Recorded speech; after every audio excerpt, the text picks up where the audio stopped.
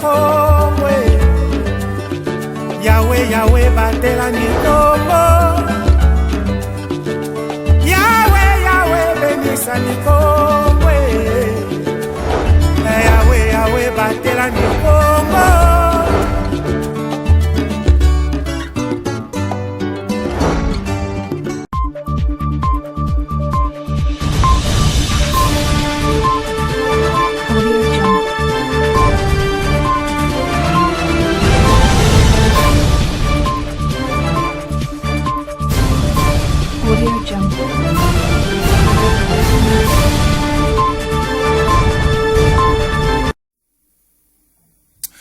C'est l'heure de vous informer sur Ecopolis Télévision. Monsieur et dames, bienvenue dans cette nouvelle session d'information. La ville de Matadi a vécu le 23 et le 25 août 2025 un moment inédit où culture, patrimoine et engagement citoyen se sont entremêlés. Investie ambassadrice de la paix pour ses loyaux services rendus à l'État congolais, la chef de division provinciale du commerce extérieur Godelive Laou Ntimba a organisé une soirée de réception pour cette occasion. Liliane Kwengo sur les images de Grace Palanka.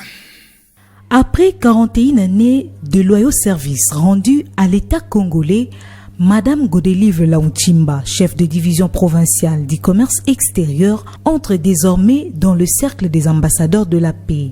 Un sacre matérialisé après la soirée honorifique par l'implantation de poteaux et drapeaux dans sa résidence, symbole de son engagement en faveur de la cohésion et de l'harmonie sociale.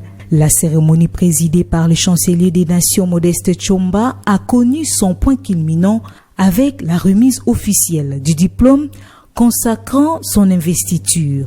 Une distinction qui vient saluer un parcours marqué par le dévouement et le service. Devant ses invités, ses collaborateurs et ses frères, l'heureux élu a partagé un message d'espérance, revenant sur son parcours professionnel et humain. Dès mon enfance, à partir de la première année primaire jusqu'en 6e, j'étais toujours responsable de la classe. Je vais aux humanités, c'était la même chose. Et en 6e, j'étais président de l'école. Après avoir terminé mes études à Kidima, je suis allé à l'Est. C'est là où j'ai commencé mes études universitaires.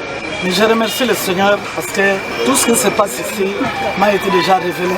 Je ne suis pas la plus intelligente du monde. Je suis au commerce extérieur depuis 2009. J'ai construit mes bureaux pour mes agents à partir de Kisantu, Mbazangungu, Mwanda, Chela. Je suis allé poser la pierre dernièrement à Lukula parce qu'on doit encore construire un autre bureau.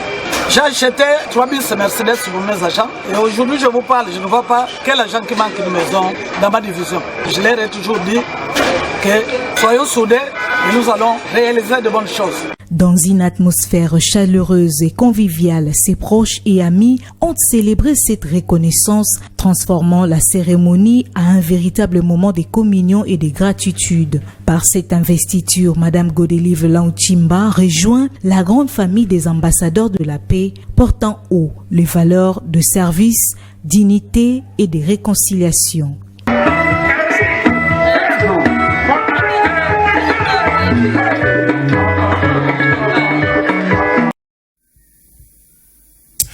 Et puis, le député national Pierre Nsumbu Mutuka Lavo a annoncé le décaissement effectif de fonds destinés à la réhabilitation de la route Kwilungongo jusqu'à Kimpangu, une avancée majeure pour désenclaver cette partie du territoire de Mbanzangungu et relancer les activités économiques locales. Nous vous proposons de suivre le député national Pierre Nsumbu, joint au téléphone par Glodino Lucano. De sources concordantes, nous confirmons effectivement que le gouvernement congolais vient de décaisser depuis quelques jours un montant de 12 millions de dollars relatif à sa part pour faire la reconstruction, même la modernisation de l'axe routier Kwilungongo-Kimpangu de 96 km. Ça part parce que vous savez que depuis le 12 mai 2023, un contrat en partenariat public-privé a été signé entre un consortium de 2 entreprises chinoises et portugaises, notamment l'entreprise CRBC, chinoise et portugaise Technovia, en consortium, ont signé un accord avec le gouvernement pour justement moderniser cette route qui a à la fois une portée nationale et internationale. Cette route, je disais, est de 96 km pour un montant global de 186 802 766 $ et dont 20% viennent du gouvernement, soit 32 millions. Donc, le partenaire chinois et portugais étant prêt avec près de 150 millions, il revient au gouvernement de contribuer pour 32 millions. Et c'est de ces 32 millions que le gouvernement a décaissé 12 millions. Donc si nous comprenons très bien, il ne reste que 20 millions de la part du gouvernement et le montant disponible est d'à peu près déjà 150 millions de dollars pour que les travaux puissent être lancés. Il faut ajouter qu'en dehors de 96 km de cet axe routier Koulongo-Kimpangu, il y a un bonus de 8 km de voirie pour Mbanzambungu et 8 km de voirie pour la cité de Koulongongo et les installations douanières qui seront construites au niveau de la frontière de Kimpangu. Et donc, toujours de ces sources-là, près du ministère des ITPR et l'Agence congolaise des grands travaux qui nous a informé de cette nouvelle, il est indiqué que le lancement des travaux est imminent. On pourrait soit attendre l'arrivée au Congo central de son excellence, monsieur le président de la République, peut-être pas Tshisekedi Tshilombo, ou carrément ne pas l'attendre. Et donc tout est fin prêt pour que finalement ces travaux qui ont longtemps été attendus, qui ont suscité en son temps espoir et désespoir, que ces travaux puissent être lancés. Et ça, c'est le souhait de tout le monde. Et puis quittons la province du Congo central, l'ambassade de la République démocratique du Congo à Washington a réceptionné le lot de passeports en attente, une annonce qui vient soulager de nombreux compatriotes congolais en situation d'attente prolongée. Les concernés sont invités à se présenter à l'ambassade pour le retrait de leurs documents. Ces propos de l'ambassadeur congolais à Washington en dit plus. Nous sommes ici à l'ambassade de la République démocratique du Congo à Washington DC. La cérémonie de séjour a pour objet de pouvoir présenter les premiers lots de passeports biométriques que nous venons de réceptionner du ministère des Affaires étrangères. Et ces premiers lots concernent les requérants congolais qui vivent dans les nombreux États ici aux États-Unis. Je voudrais informer tous les requérants et à tous ceux qui nous suivent que grâce aux efforts de son Excellence Madame la ministre d'État, qui a donné des instructions fermes et précises à Monsieur le secrétaire général des Affaires étrangères pour que tous les passeports qui étaient considérés comme litigés, capturés dans les nombreux postes diplomatiques soient imprimés et que soient envoyés à leur destinataire, c'est-à-dire aux requérants. Et ici à Washington, nous voulons saluer cet effort, cette démarche qui a abouti à ces résultats positifs aujourd'hui. Et chaque requérant aura son passeport, le moment venu.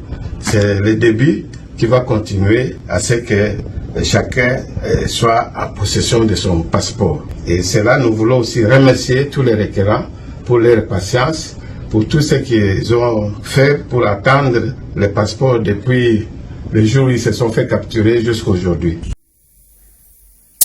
Et puis, parlons une fois de plus du procès qui oppose la République démocratique du Congo et l'ancien président de la République, le sénateur à vie Joseph Kabila Kabange, poursuivi par coutumance pour trahison, crime de guerre, organisation d'un mouvement insurrectionnel, complot et apologie de crimes de guerre. Le ministère public a requis la peine de mort contre le prévenu Joseph Kabila Kabange le vendredi 22 août 2025.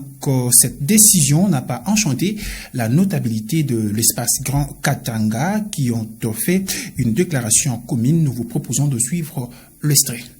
Déclaration des notables katangais à la suite du procès ayant conduit à la condamnation à mort de notre fils, le président de la République honoraire, son Excellence Joseph Kabila Kabange. Nous avons suivi la tenue d'un procès truffé de contradictions contre la personne du président de la République honoraire, Joseph Kabila Kabange, que nous, notables katangais, considérons de mascarade et de provocation. Et prenons à témoin la communauté nationale et internationale pour alerter que ce procès indigne ne mérite pas d'être vu comme un acte juste. Notables katangais que nous sommes, nous ne pouvons pas garder silence quant à cette attaque frontale contre notre communauté et notre fils. C'est pourquoi nous condamnons ce procès avec la dernière énergie. C'est donc avec une conviction intacte que nous confirmons en tant que géniteur de Joseph Kabila qu'il est notre fils biologique et personne, alors personne, dans ce pays ne peut nous contredire sur cette réalité familiale sans heurter la décence sociale. Le président honoraire Joseph Kabila Kabange, notre fils, a trouvé ce pays en lambeaux et il n'avait que 29 ans. Grâce à sa sagesse héréditairement katangaise, il a gouverné à l'unification du pays tout entier, à la restauration de l'autorité de l'État et à la démocratie, ainsi qu'à la mise en place de plusieurs réformes afin d'asseoir les acquis d'une république. Cela fut un pari gagné. En effet, les 18 ans qu'il a régné n'étaient pas sous le signe de la dictature ni du tribalisme et non plus des détournements des deniers publics. Par contre, son règne a été caractérisé par l'unité, la cohésion sociale, la pacification et le vivre ensemble. Retenons aussi qu'à la fin de son mandat, soucieux du bien-être de la population et de la paix pour celle-ci, le président honoraire Joseph Kabila Kabange, notre fils, est compté parmi les grands hommes dont l'Afrique est fière d'avoir procédé à une alternance pacifique en faisant vivre le Congo l'événement d'un président entrant et un président sortant pour la toute première fois de notre histoire.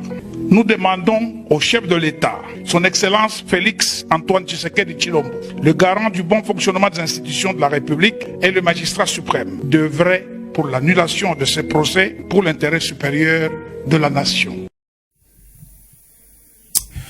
Nous appelons le peuple à sortir et à se joindre à nous en Israël, alors que le gouvernement de Benjamin Netanyahou s'est réuni aujourd'hui 26 août 2025 pour étudier la possibilité d'une éventuelle trêve à Gaza. Les opposants à la guerre accentuent la pression. Reportage signé France 24.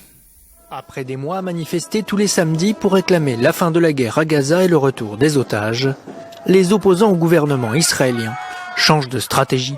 Ici, dans les rues de Tel Aviv, ils entravent la circulation et appellent au blocage de tout le pays. Aujourd'hui est un jour de résistance où nous appelons le gouvernement israélien à conclure l'accord qui est actuellement sur la table, à ramener tous les otages à la maison et à mettre fin à la guerre à Gaza. Un jour de résistance qui a commencé par une prise de parole des familles d'otages. Nous appelons aujourd'hui le peuple, ceux qui nous écoutent, à sortir, à se joindre à nous.